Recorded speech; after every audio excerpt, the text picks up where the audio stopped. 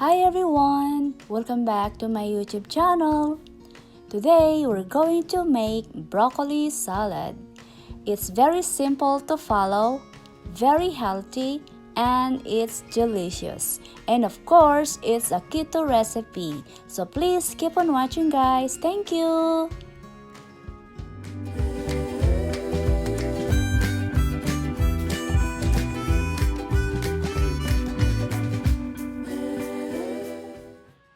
The main ingredients here is the broccoli.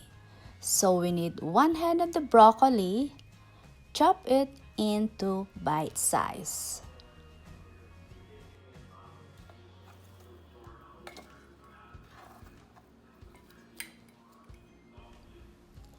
Plunge the broccoli in a boiling water for 1 minute.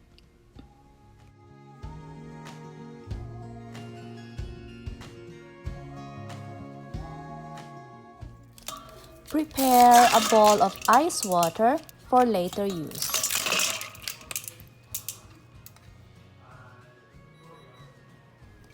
After 1 minute, transfer the broccoli right away into a bowl of ice water to stop from cooking.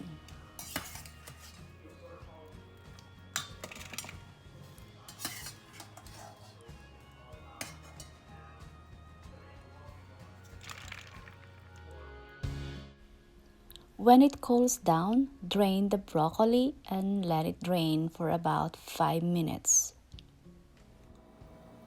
Let it drain thoroughly and no excess water. In a small bowl, add the mayonnaise, mustard Dijon, green onions,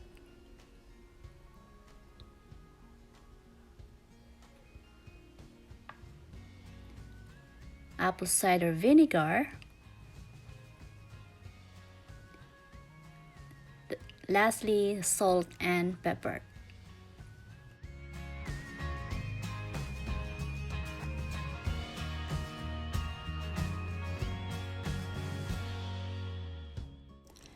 Use a spoon to mix all together until all blended and smooth.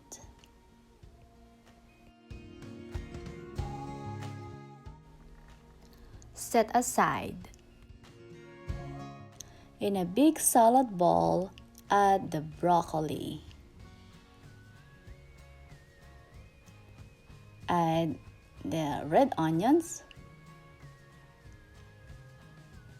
the walnuts.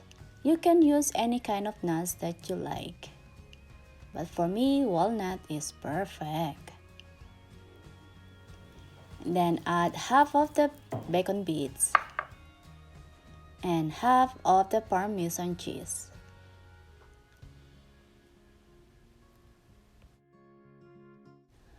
Add half of the homemade dressing.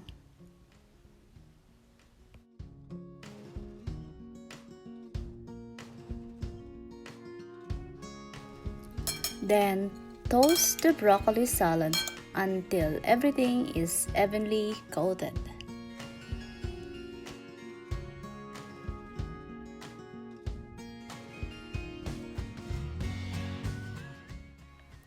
Then add the rest of the salad dressing.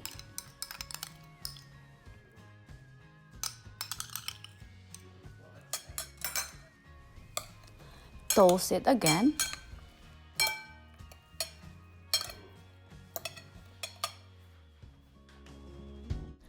Add the rest of the toppings, the bacon bits and the walnuts. And then tops with shredded Parmesan cheese.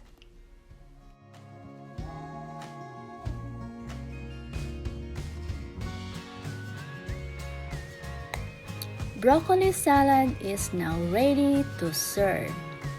Very simple to make, very healthy, and it's delicious.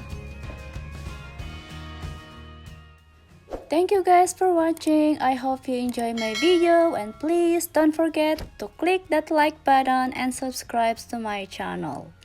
See you next time. Bye!